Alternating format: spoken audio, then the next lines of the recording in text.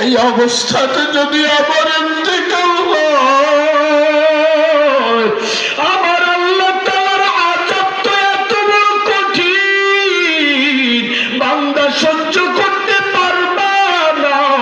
তার বাস্তব কথা বলেন মুমিন, ওই আযাব যে কত বড় ভয়ঙ্কর জানো। আল্লাহ তাআলা বলেন, ইয়াউমা তারাউনাহা তাযাহালু কুল্লু মুরদিআতিন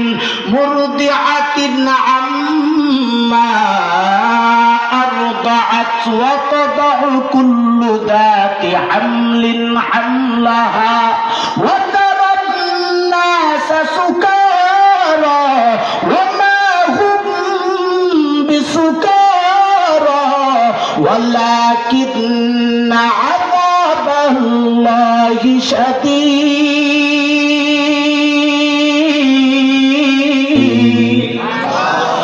আল্লাহ ভাই, গত কয়েকদিন আগে দিনাজপুরে মাহফিলে গেলাম।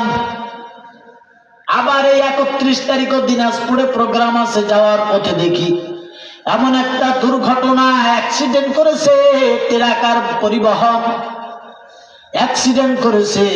অ্যাক্সিডেন্টে বাস একটা খাদের মধ্যে পড়ে গেছে, জায়গায় 6 জন লোক মারা গেল। বান্দার লাশগুলো বের করেছি, দেখলাম বাসের মধ্যে রক্তাক্ত অবস্থায় আহত অনেক যাত্রী চিৎকার মারতেছে আর বলতেছে আমাদেরকে বাঁচাও। আমি বলি, এই মানুষগুলো যদি জানতো যে ঢাকা থেকে দিনাজপুর উদ্দেশ্যে রওনা দিলে মাঝপথে আজরাইল আমাদের জন্য অপেক্ষা করতেছি, সেখানে আমার মালিক আমার দুনিয়ার আলো বাতাস চিরতরের জন্য বন্ধ করে দিবে রে মুমিন। আল্লাহর কসম দিয়ে বলি, একটা মানুষও ঢাকা ত্যাগ করতো না। এই মানুষগুলো জানে না মাঝপথে আমার ইন্তেকাল হয়ে যাবে। এই মানুষগুলো জানে না আজরাইল ওখানে আমার জন্য অপেক্ষা করতেছে। টেকের এলাকার মুসলমান, মৃত্যু কখন হবে, কোথায় হবে, কোন অবস্থাতে আমি কেউ জানি না।